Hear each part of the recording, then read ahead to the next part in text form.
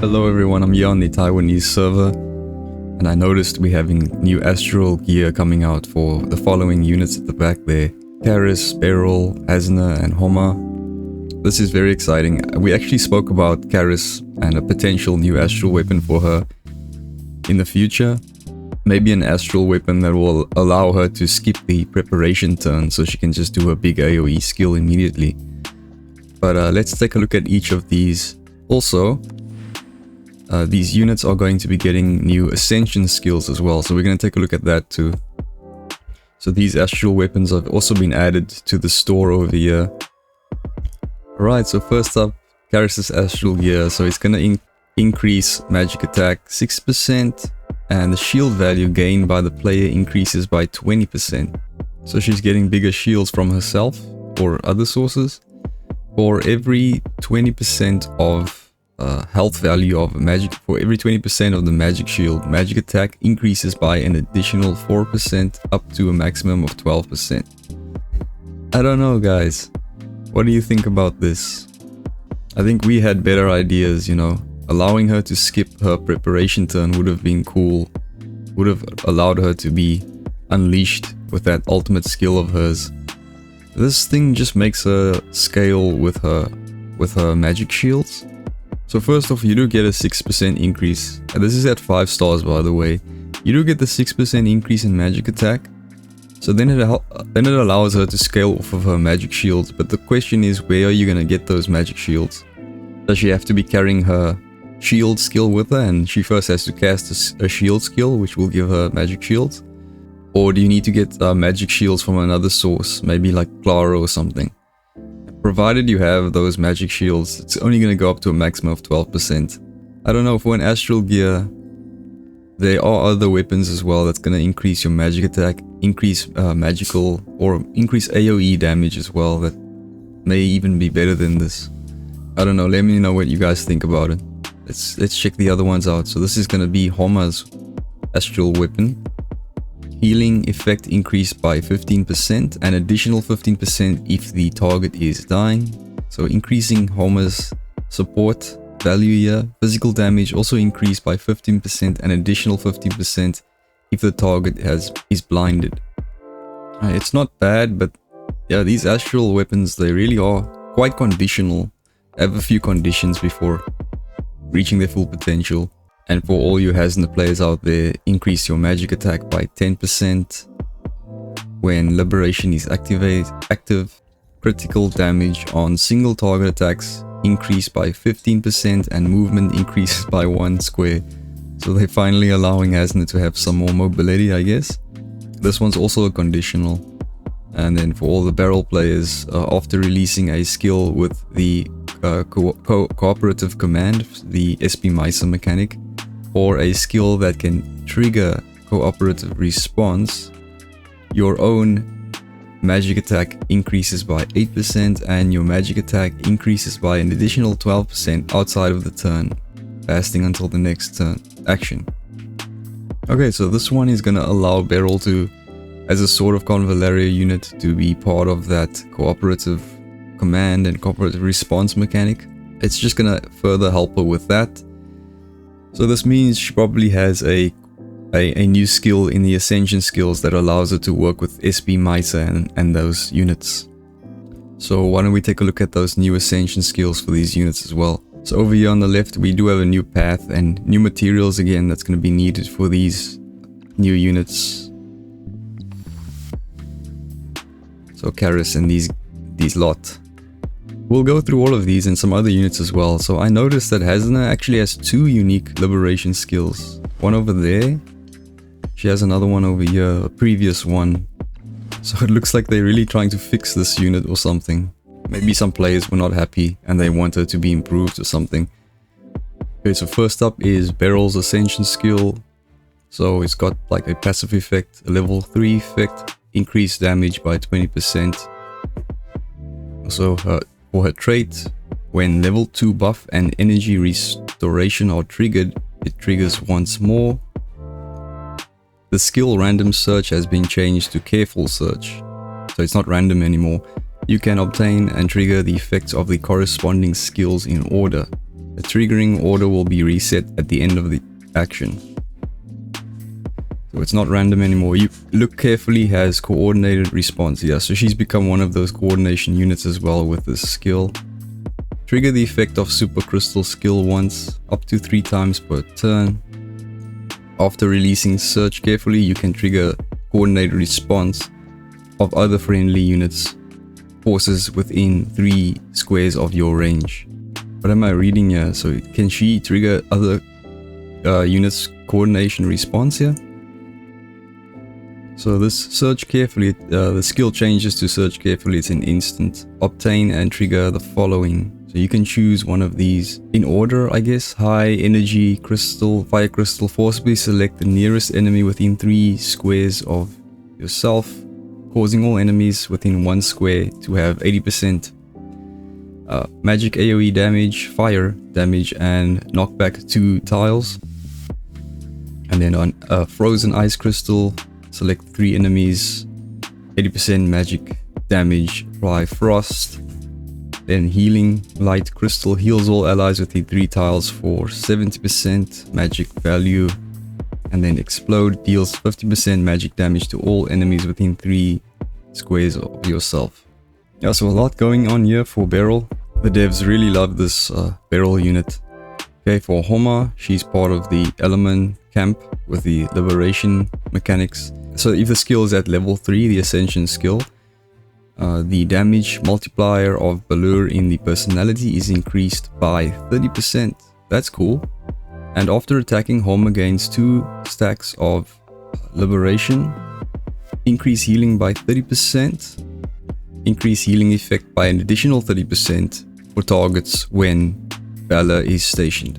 So if you include her astral gear, then you can get up to a maximum, if all conditions are met, I think you can get to a maximum of 60% increase in attack and 60% increase in healing. But obviously there are conditions for that. When you have 10 or more layers of liberation and you use the skill Asna and Caris, after attacking enemies within range, you will additionally apply physical defense down 3 for 2 turns and blind for 1 turn, and the skill's cooldown reduced by 3 turns. 10 layers of liberation will then be consumed. The skill Asna and Caris has the liberation of shackles tag. Yeah, so like the Sword of Convallaria units have the coordination attack tag on their skills, and the element units have this liberation tag on their skills as well. So they function within that element camp with that new mechanic. I don't know, this one is also very impressive for me for Homa. I got Homa late and then I felt like she was kind of being outscaled, but I think this one can bring her back a bit. Especially you got this physical defense down 3. Is that going to be like an AoE? Because that would be really good. Speaking of Eleman, we have Acambe's Ascension skill as well. We'll take a look at that. This is also going to be a level 3. When Acambe has 10 or more layers of liberation, Shadow Assassin's attack increase by a certain percentage. 20% of Acambe's basic attack. Shadow Assassin gains Comrades in Arms 3. When attacked by an area attack or defeated, Acambe gains 2 layers of liberation and recovers 1 energy.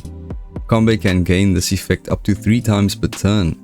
When releasing Killing Blade, I think this is referring to his signal skill, it will cause piercing damage, nice, up to 1% of the HP. Of whose HP? To all summoned characters within the range. Okay, I'm not understanding that. At the start of the action, if Acambe's skill as Shadow Assassin is on cooldown and has 10 or more layers of liberation, 10 layers will be consumed and the cooldown will be reduced by 2. Wow, I'm interested to see how Acambe functions now. So those Shadow Assassins of his, you know, they're not that impressive in terms of the damage they're doing, but they do act as meat shields. And now they can also give Acambe some layers of liberation and allow him to recover even more energy, recover 1 energy when they go down, or they're just attacked by an AoE attack, it seems. Yeah, but again guys, these are level 3 Ascension skills. Very hard to get to level 3, it's a long grind. So if you really like the unit, it really is labor of love if you want to get these ascension skills. Personally, I think that if a unit is just bad and they release an ascension skill to sort of improve the unit, I think you're just wasting time and resources trying to improve a unit that's still not going to be up to the standards of the latest units anyway. You might as well spend that time and energy into improving your best units. But some of these really are cool. I especially like Homer's one. Asna's got another ascension skill here. At level 3, when attacking an enemy with hidden fragrance, the critical hit rate and damage are increased by 30% after attacking. Actively attacking, you gain 2 layers of liberation. When you have 10 or more layers of liberation, the skill Bone Penetrating increases your magic attack by 15% before attacking. After attacking, you can act again and recover 1 energy. After releasing the skill, 10 layers of liberation are consumed. The skill Bone Piercing has the Liberation of Shackles tag. So they didn't say that Acambe has the Liberation of Shackles tag. But this is quite a bump up for Asna, I think. And now for Caris. The light comes again.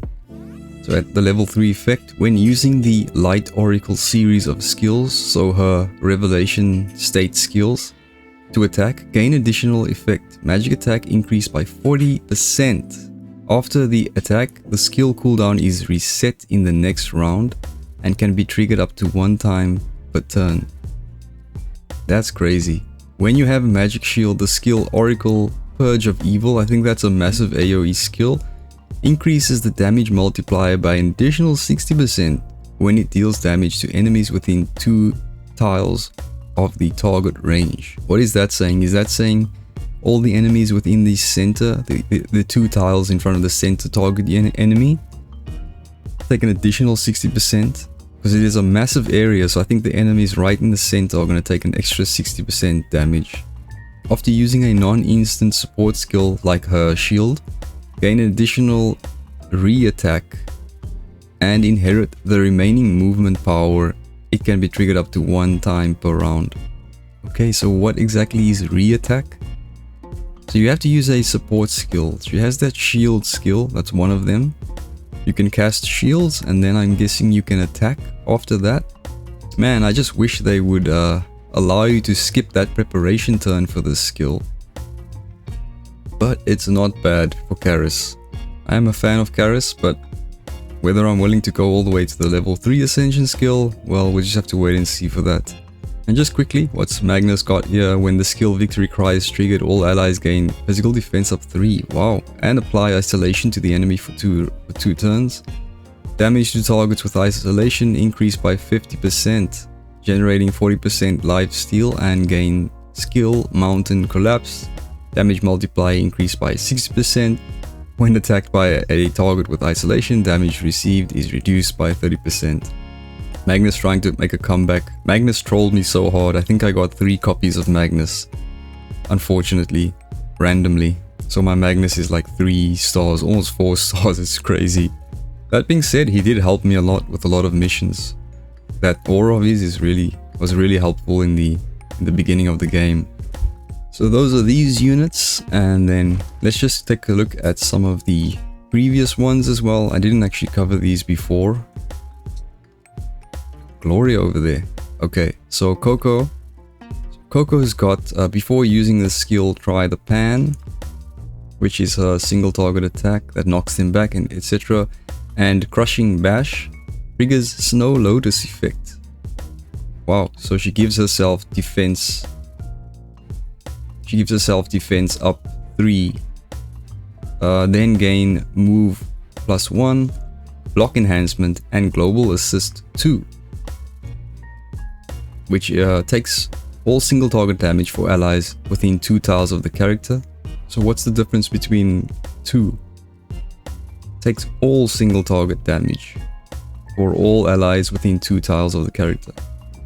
Okay, for 2 turns after casting the skills, additionally grants breakfast to all allies within 4 tiles of the character.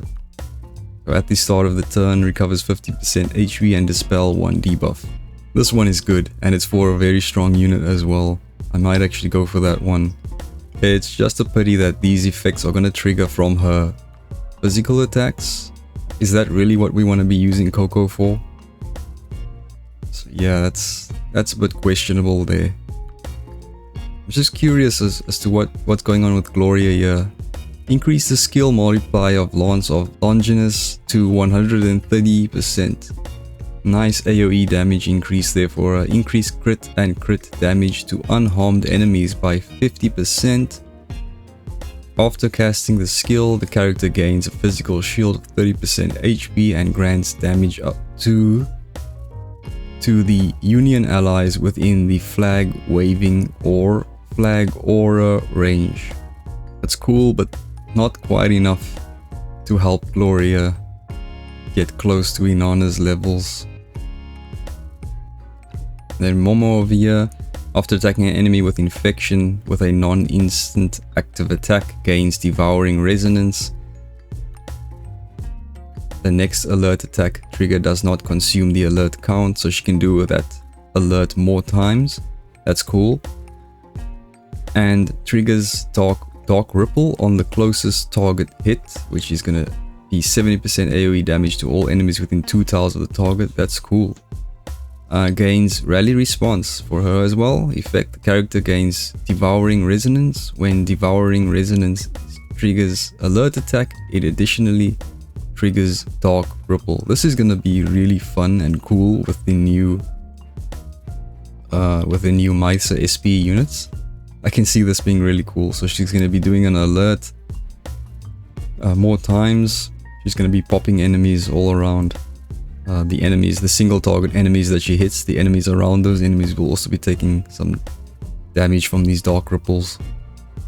Simona decreased cooldown of Ice Maid armor by 2 turns. Yeah, that was a very brutal, that's a very long cooldown.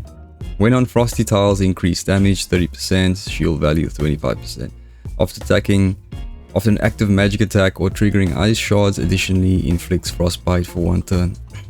It's not enough for Simona to get up to the current standards. Old Inanna. She has each guard of the princess gains the category of Sword of Convallaria. Increase movement by 3 tiles, attack and defense by 40%, and gains the skill Whirlwind Slash. 70% damage to all enemies. Also gains Rally Response. Okay. Traits are additionally effective to Guard of the Princess within the range while triggering Rally Response. When traits heal, it's getting really wordy. Non-Guard of the Princess allies triggers their Rally Response. Interesting. So maybe, how many guards can she summon? Can she summon just 1? But so that those guards can now also be Sword of Convallaria units, and they can also function within Mysa and those units with their rally responses. Interesting. Nona Will, does she also? Yes, she's also part of that. Celestial Song. When casting Celestial Song, decrease energy cost by 4 and additionally triggers Infected Dagger on all enemies within 5 tiles of the character. During the skill, increase the character's attack by 30%. That's cool. The Celestial Song felt a little bit tricky to pull off because it's not an instant, but now you can at least do some damage, infection, and increase your attack while casting that thing. When having Veil, grants Rally Response effect. When there are 3 enemies within 3 tiles of her, she can consume 1 energy and lock on to the closest enemy to trigger Infected Dagger. When having the Celestial Song, expand the effect range 2 tiles and lock onto 3 closest enemies instead. If you like Nona Will, this will help her. August. I was a big fan of August. He's got a short little ascension skill, yeah? Increase the shield value provided by Hassle by 40% and decrease cooldown for 2 turns. After casting the skill, gains Entangling Hassle for 2 turns, and the skill Hassle no longer requires Injured. Increased damage 20%, etc. not gonna help August catch up. Agatha. Also a short one, yeah. A max HP increase 15% when defeating a target, reduces silver severing cooldown by 2 turns and gains damage 3, damage reduction 3, regeneration 2. Wow, that's nice. Okay, and I'm not gonna take a look at these units. So that's gonna be all these new buffs that are coming to the game, and I think it's really tough for these older units to just catch up to the new units and become viable. But some of them do have some really good buffs. We also have to consider, you know, that the fact that this is in the Taiwanese server, and so it will be a while before it comes to us in global. And by that time, already, you know, the sort of the level goes up as well. For the new units that come up, they keep increasing the level, so they might fall behind some more. But I think there are some units in here like Homer that are really benefiting from this. Some of them are still left behind, like August and some units like that. Again, I'm not happy that Coco has to use her physical attacks to activate those additional effects. That's gonna be all for this one, guys. I hope you enjoyed, and please consider subscribing if you haven't already. Hopefully we can reach 1,000 subs by the end of the year and get the channel monetized. It's been a long journey, but I really appreciate every one of you who've helped me get this far, and hopefully I can bring a lot more Sword of Convallaria content in the future. Take care, guys, and I'll see you soon.